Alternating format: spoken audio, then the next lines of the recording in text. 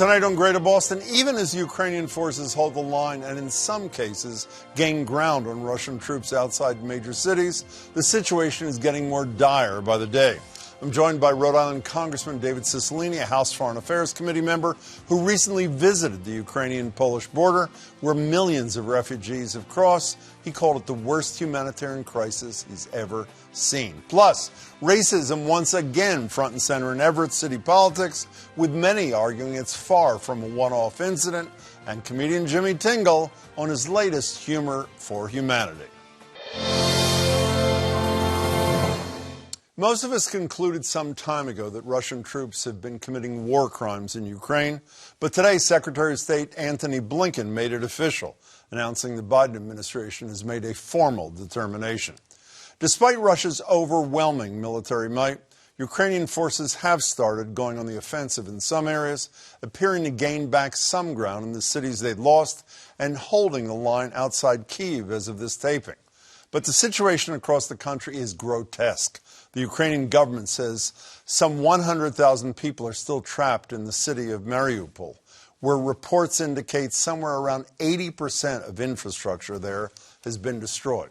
Hundreds, if not thousands, of civilians have been killed by Russian troops, and there's real concern about how far Putin may go, including the possible use of chemical weapons. How high is that threat? I think it's a real threat. Biden traveled to Brussels today for an emergency NATO summit where he's expected to announce new sanctions tomorrow against members of Russia's parliament. Then he'll head to Poland, where many of the estimated 3 million plus Ukrainian refugees have crossed the border. And as Biden surveys the wreckage so far of Putin's attack on a democratic nation, one of the key elements of our own democracy is playing out back on U.S. soil, with day 3 of Supreme Court nominee Ketanji Brown Jackson's confirmation hearing, where today she addressed a Trump-related ruling in which she declared that, quote, presidents are not kings.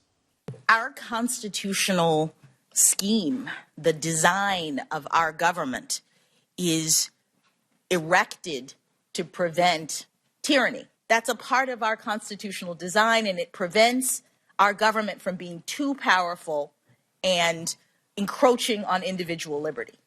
Feels like a pretty relevant point given the state of the world today, and based on my first guest's role on a couple of impeachments, I'm quite sure he agrees. Congressman David Cicilline of Rhode Island helped investigate Donald Trump's efforts to withhold aid from Ukraine during House Democrats' first impeachment inquiry in 2019, went on to serve as an impeachment manager in the second. Also, as a member of the House Foreign Affairs Committee, he visited the Ukraine-Poland border a few weeks ago and got a preview of what the current president will be seeing in the coming days. Congressman, thank you so much for your time. I appreciate it. My pleasure. Now, you serve on the Judiciary Committee, but in the House, so you won't get a vote. But I want to get your thoughts on the hearing. I have to say, I'm among those observers who felt like I'd gone to a QAnon convention with this all child pornography all the time. What's your takeaway from a day and a half? Well, I mean, first of all, it's very clear that Judge Jackson is an extraordinary judge and will be an extraordinary Associate Justice of the Supreme Court. She displayed tremendous grace throughout the hearing, a very keen, thoughtful intellect. She dealt with, I think, some really silly and unfair questions in an effort to really smear her, I think. But despite all of that, I think they made fools of themselves, not of Judge Jackson. She is a former public defender, which I am as well. She understands the special role that lawyers play in our criminal justice system and how important it is that our Constitution requires that people be represented when they're accused of crimes. So I think she's going to bring a perspective and a viewpoint to the court that will be very valuable. It's obviously tremendously exciting to break this barrier and have the first African-American woman sit on the court. Yeah. But she is extraordinarily well qualified, in any effort to suggest otherwise, I think, is folly And I think she proved that in the last 2 days of these hearings. You know, one last thing about the hearings. I don't know if you heard Senator Lee from Utah bring up what he calls court packing, court expansion. I know you said not too long ago the party that packed the court are the Republicans who jammed through nominees and refused to consider Merrick Garland. But because of that, the resulting 6-3 conservative advantage has a bunch of Democrats talking about court expansion as a possibility. Where are you in that issue? Yeah, I mean, I think you have quoted me correctly. The Republicans have packed the court by jamming through nominees without full hearings and a thorough investigation, and they denied Merrick Garland a seat on the court after President Obama appointed him to the Supreme Court. So they've packed the court. So I think the question about whether or not we need to rebalance the court and expand the court is an important one. The president created a committee to study the court and a whole series of court reforms. They've made some preliminary recommendations, but I've committed to waiting until the report is completed to make a determination. But I think we cannot have a Supreme Court that is so out of step with the direction of the country and which is making decisions that is really turning back the clock on fundamental civil rights and voting rights. And I think we have to look seriously at reforms that ensure that the court reflects the direction of the country and protects the Constitution and protects the rights of citizens in our country. And I think there's a lot of reason to be concerned about the direction of the court. Briefly on that, I've had a couple of members of that commission on the show who said they're not going to make any formal recommendations. When you say we need to do something to rebalance, other than expansion, what could Congress do? And Congress could expand, and it has in the past. What could it do? No, I think the Congress can expand the court. Congress could establish terms of service on the court rather than lifetime appointments. Congress could limit the jurisdiction of the court. So I think there are a number of reforms. If you look at the growing caseload of the court, that on its own might well justify additional justices on the court. So I think all those things ought to be on the table and carefully considered. Let's move to Ukraine. Can you describe what you saw on your visit earlier this month to the Ukraine-Polish border? Yes. It was really heartbreaking. We were at the largest border crossing between Ukraine and Poland. We're in a 9-day period. 1.5 million people had crossed the border for safety, mostly women and children. The men, of course, are remaining to fight. And so these women and children came across the border having just said goodbye to their fathers or husbands or brothers or sons, not knowing whether they would ever see them again. So they were terrified, and they were sometimes carrying a single bag or one roller suitcase of all their belongings. It was freezing cold, even a little light snow. Many of the people fleeing didn't even have winter coats. And it was really just horrific to hear the stories of people who just fled in the midst of bombing of their hometowns. This campaign by Vladimir Putin involves bombing of children's hospitals and residential neighborhoods and places where senior citizens live. I mean, unspeakable war crimes. And people are leaving because they feel like they have to leave in order to survive. And the Polish people have opened their country in their arms. There were people at the border cooking food, so they have a hot meal the minute they got into Poland, and other food and water and clothing and other supplies were donated, and lots of humanitarian organizations there to help folks find a place to safely stay. But this is just unspeakable what is happening. This is a brutal attack on a sovereign country, nothing anyone would expect to see in 2022. I read another comment you made about you seeing Polish troops handing stuffed animals to children. It practically made me cry. Is the U.S. doing enough? I know there was a recent appropriation, $13 billion or so. Yeah, are we doing enough? Yeah, and there's no question the humanitarian crisis is great, and we've done a lot. We will continue to have to do more. I think, all of our European allies, our NATO allies are also doing their part. But it's going to take a lot to both deal with the humanitarian crisis and ultimately the rebuilding of Ukraine once this war is over. So I think this is something we have to commit to for the long haul. We're also, I think, thanks to the leadership of President Biden, who has really led the kind of reestablishment of a strong coalition to support Ukraine in their fight for their own democracy and their own sovereignty. You might remember the former president said, NATO was obsolete and really did a lot to damage our relationship with our NATO allies. President Biden, in a very short period of time, rebuilt those alliances. NATO is the strongest it's ever been. We are, and other NATO countries are providing tremendous support to Ukraine, both in lethal assistance, training, intelligence, arming them with ammunition and weapon systems so they can defend themselves. And they're doing a heroic job of doing it. I think I, like most people, think that we should do every single thing we can to support the Ukrainian people in this fight for their democracy, short of a declaration of war and the commencement of the Third World War. But I mean everything else. And but Congressman, was there not a minute when you were on the border seeing this firsthand? I mean, I only see it from my couch at night and it's so unimaginably painful. When you were on the border seeing these individuals fleeing with nothing, leaving family behind, leaving pets behind, leaving their lives behind, isn't there a little piece of you that breaks down that World War III thing? I know that it's on the intellectual side of the brains of you and your colleagues and the president, but isn't there a piece of you that says maybe we do have to do more? Oh, I don't think there's any question. It's not just for a minute. I think every single time any person, including me, sees those images. I was with my mother on Sunday and she said, "Can't you just stop it?" You know, and I'm like, "Mom, I actually can't do that." But I think that's everyone's reaction. These are war crimes.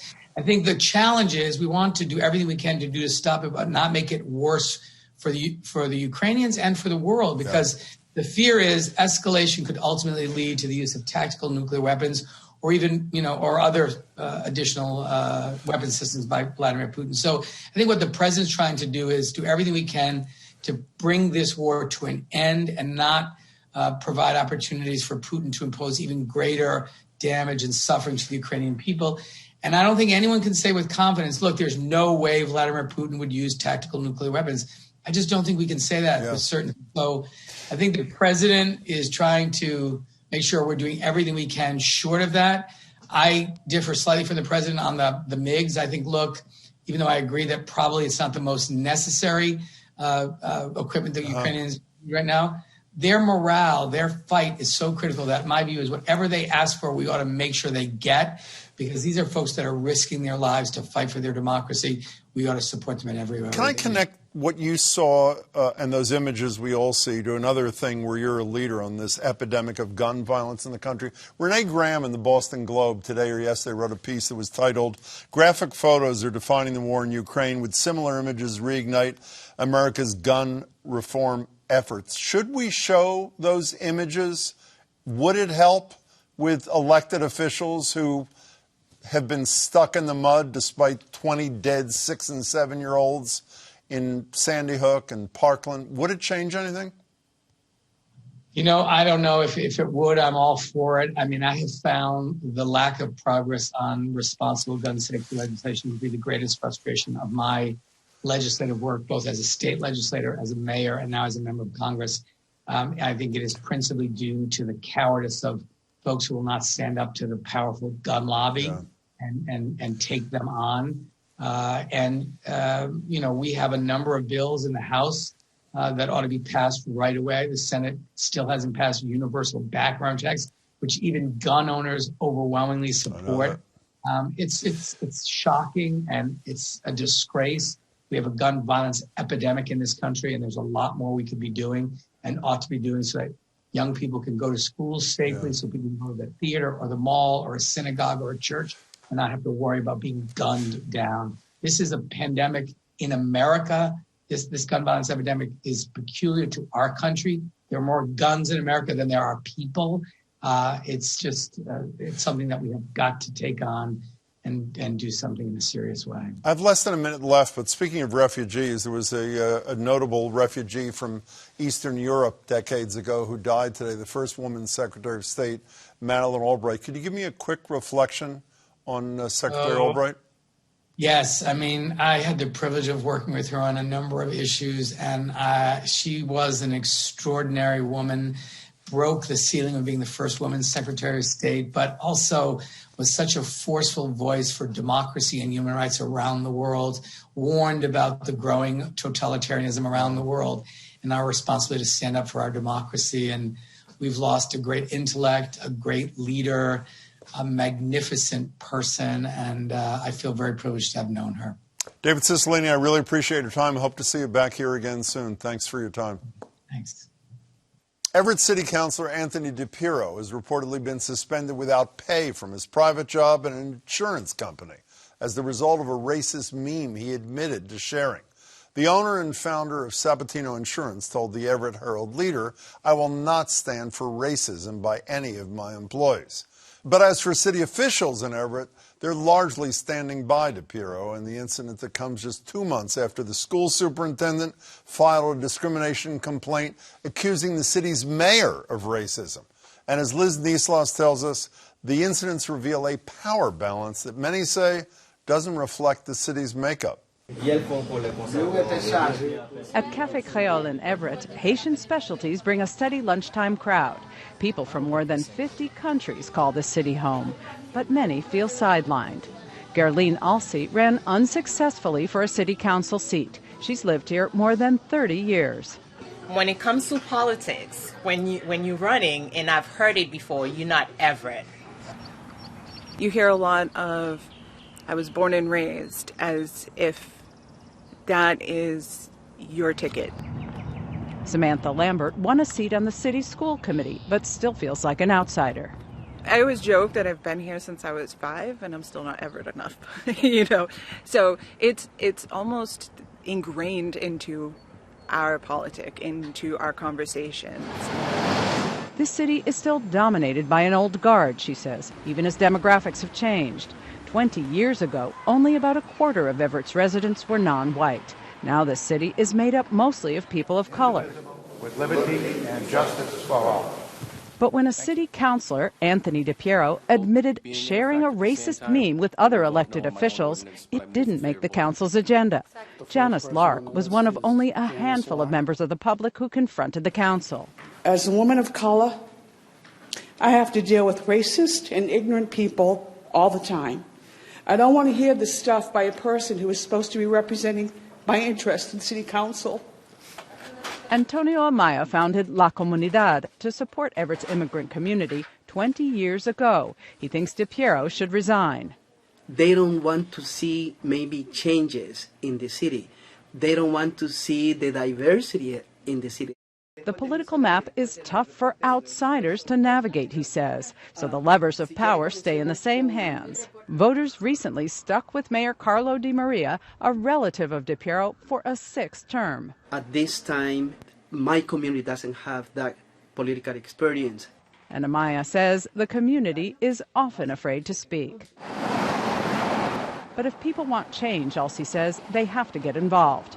And that's the upper hand they have on us, because the white constituents pay attention. They know what's going on. They read the paper. They go to the meetings. So that's the difference. In Everett schools, more than 80% of students are of color, and they aren't likely to stay silent. We've reached a point where we are very tired of it. Our generation is much more outspoken, and we have a low tolerance for these acts. So in Everett, time will likely turn the tide. Liz Nislas, GBH News. Everett's Mayor Carlo Di Maria says the city is investigating the meme. He also said he's seen some of this behavior from other elected officials. So my next guest knows a thing or two about comedy and politics, 2 areas that sadly intersect more than most of us would like. Jimmy Tingle has been a mainstay on the Boston and national comedy scene for more than 20 years. And in an act of textbook masochism a few years back, he ran for lieutenant governor here. Recently, he's dived into a new forum, podcasting with the Jimmy Tingle Show. And this Saturday, you can see him at the Cabot Theater in Beverly. And ahead of that, you can see him right here. Jimmy Tingle, it's nice to see you. Great to see you, Jim. Thanks so much for having me on again. It's my pleasure. Now, I was reading the announcement from the Cabot Theater about you being there. Yeah. And it says, if laughter is the best medicine, then Jimmy Tingle is the Surgeon General of political humor, which I think needs clarification. Yeah. Surgeon General like Vivek Murthy, who believes in science, or the Florida Attorney General, who doesn't believe in masks or COVID or vaccines for kids? Which one are you talking about? The first one. First one, the good one. You like the I figured that was the case. How long has it been, or was it, during which time you didn't you didn't perform in front of live audiences? Oh, probably a year and a half. How hard was that? It was tough, you know. We stayed in the house like everybody else. I got on Zoom. I'd learned my whole media game came up a lot more. I'm figuring out Twitter. I'm not as good as the former president, but I'm up there. I put out a tweet, Martin Luther King Day. Put a little love out on Martin Luther King Day. Hey, everybody, happy at MLK Day. End at racism. End at sexism. End at anti-Semitism. Send. My son, who's a millennial, said, Dad, when you send a tweet like that, you don't want to use the @ sign. You want to use the hashtag. Hashtag end racism, hashtag end sexism, hashtag end anti-Semitism. Because when you use the @ sign, the tweet goes to the racists and the sexists and the anti-Semites. So was it like riding a bicycle when you get back? I'm serious about this. In front of a live audience, is it hard or it just flows like it always did? Well, once you get into it, it comes back pretty easily. But it took a little while to get back on stage. And one of the things I'm just so excited about is getting back on stage and just in this dire time in so many aspects of our lives and the media and everything in the news, just to make people laugh and have some fun. You know, your format is sort of the one-person show kind of deal. I don't think I've ever asked you this. What's the genesis of that? Where'd that come from? Well, one of the first things I did when I first started performing, I used to do street performing up in Harvard Square. And I admit, Jim, there's a fine line between street performing and simply being drunk in public. I admit that. You're not playing the harmonica, are you? No, but I'd go up there with my harmonica. Hey, everybody. My name's Jimmy Tingle. I'm an aspiring comedian. I want to try a few jokes on you. Would that be okay? My friends say, you want to get in shape, Jimmy, just lift weights, man, lift weights. I'm saying, Jim, lift weights. What for? Those things are heavy. People tell me to jog. Get out there and jog, Jim. Jog, jog, jog. If you can jog 1 mile, you could jog the Boston Marathon. Calm down. I can't drive 26 miles without pulling over to hit a men's room. So it was this type of thing when I first started. Wait a second. Was that Harvard Square or the Catskills? Where was that you were doing? Square. That was Harvard Square. And that kind of humor went over in Harvard Square? No, it didn't. In the middle of one of my sets, this very professorial woman walks up to me and she says, "Excuse me, young man.